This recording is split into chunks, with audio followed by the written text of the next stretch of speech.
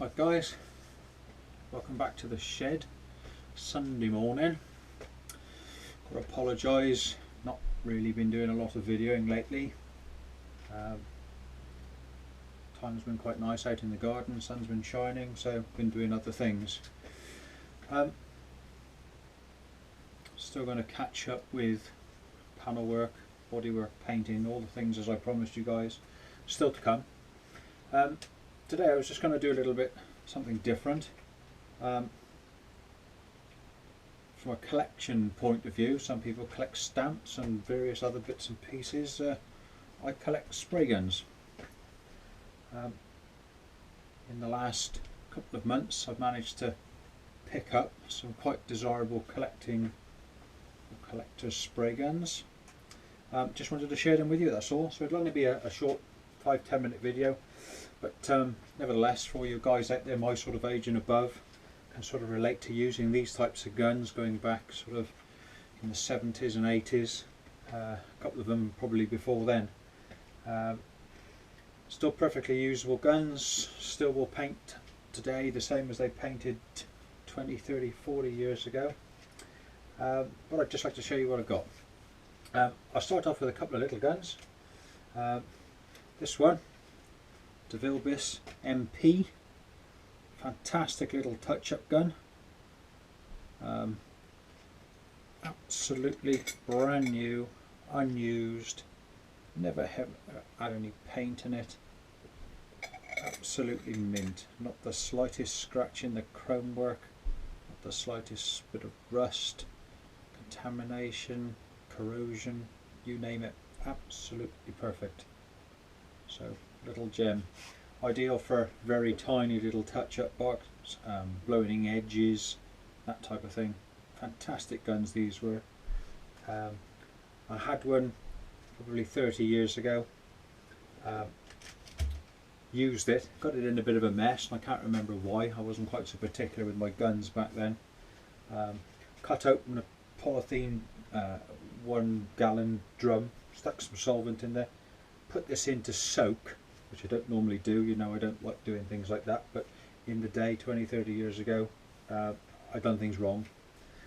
Nevertheless, put it in there to soak, left it just outside the door of the workshop, came back like 2 hours later, everything had gone, someone had swiped it. So I was sad to see that one go, but very pleased now to get one back. So Gola at that time made a mini jet. I call them mini jets even though it's probably a SATA sort of type thing. They made this one, which was a 475. Once again, absolutely brand new, never had paint in it. Everything is lovely and chromed, or I should say nickeled. It was in the day where they favoured sort of nickel rather than chrome.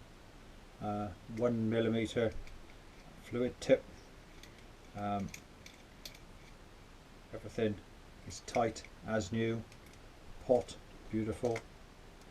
And this is something you don't find these days. Where have you ever seen a mini jet gun with a full liner and a Gauss filter that goes in your gun? That proves its sort of quality really. Fantastic little gun. As I say again, absolutely immaculate. Not a squeak from the gun to use. Nice trigger action. All these guns all come brand new in the boxes with all the original bits and pieces and spanners and airline couplings, all the original instructions, date of sale, all that type of thing. So a real collector sort of package. Okay, I'll go on now to a big gun. Once again, as I probably told you guys a long time ago, I sort of cut my teeth on an old sort of a Zender gun, which I loved. Couldn't really afford DeVille Biss back those days. When I eventually went to DeVille Biss, I thought, wow, what a fantastic gun. These are just brilliant. So over the years, they become sort of old-fashioned, move on to the gravity feed guns. Not a clue what happened to the original guns as I started to use, but just decided this would be nice to add to a collection. So once again, absolutely brand fire new gravity gun, JGA. This was an absolute gem to find again. Absolutely never been used. This is the Refinishers kit. Got the little small quantities pot. Look at that inside there. Never been used. Absolutely gem to find. All its original spanners, all its original brushes, toolkit. This one's fitted out with a 186, and I think that's a 1.6 tip in that one. I've also got with it new tips for, I think it's 1.4 and a 1.8. Different air caps, 30s air caps, still packaged up in the original packaging.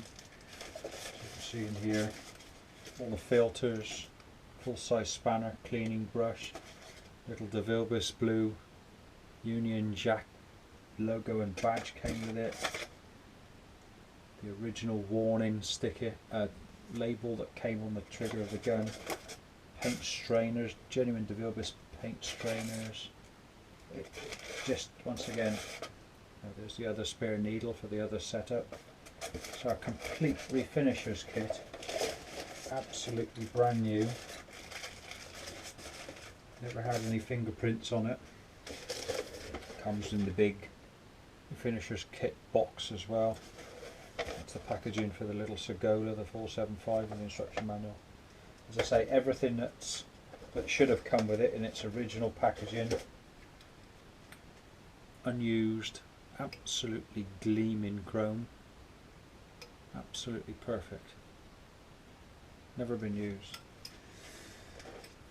Right, the last one, I've only bought 4. This is something a bit special really. Anybody who was anybody in the day, 60s, 70s, early 80s, especially in America, guys who were painting, what I'll say is classic cars, funny cars, custom cars, metal flake cars. People like, I'll say Chip Foose, but I really mean Sam Foose. These are guys, sort of the peers to people like Chip Foose, even though I think Chip has used one. But the older generation of guys, people who are slightly older than Chip maybe. If you were painting and you wanted your name to be put on a vehicle, you'd pick up the best spray gun that there was at that time. It was a Binks, and it was a Binks 7. So this model 7, as you can see there, this is a genuine one. There's people like Silvertronic and other people out there that make replicas of this gun because of its heritage, but this is an absolute, I hope you can pick it up in the thing, this is a genuine Binks 7. Once again, never been used, never had any paint in it. It's absolutely pristine. There isn't a scratch in the anodizing anywhere. Absolutely fantastic inside. Never ever been used. These now are becoming very rare to get hold of, especially one in this condition, new. Once again, inside the pot, absolutely mint, absolutely unused. Never even had an airline coupling to it. To find them in this condition now, you can, they are available. I've been looking for probably paint markings up to a quart on the side for mixing your paint and thinners on the outside. I've been looking for these for, I would say 4, maybe 5 years, and I found probably 4 or 5 of them in that time, in that condition, which I really wanted to get hold of. They're not silly money. That one was about £65 plus the postage I paid for that one. Ones I found in the States start anything from £30–40 up to £150. It wasn't the price that was the problem of getting one. Whatever it needed to buy one, I'd pay whatever it took. The problem that I had, I think that people in the States would prefer them to stay in the States. So I had lots of adverts via eBay, things like that, that were selling the guns at the right money. Then they put something silly like £250, or one of them even had £500 postage. But in the advert it said free postage inside America. So I think they wanted to keep in America something like that because of the heritage of where it mainly was used. So I didn't think they actually wanted to sell it to anywhere else in the world. I think that's the only excuse I come up with for the cost of the postage. So obviously for me, I was trying to save £500 postage. So I waited until one became available in the UK, and this one was down south to where I am. Old guy bought it new. I say old guy, I'm an old guy, but this guy was older than me, more senior than I was, or than I am, I should say. He bought it new to do a project, never used it, and just fortunate enough that I found it online. Was up for auction, but I done the sneaky thing. I just said, name your price. I've been waiting 5 years for one of these. He came back to me, and that was the deal. That was the deal. So I hope you enjoyed that. It's just a little bit of memorabilia. As I say, some of the guns are very, very old, even though they're absolutely brand new. These won't ever be used. These will never see paint.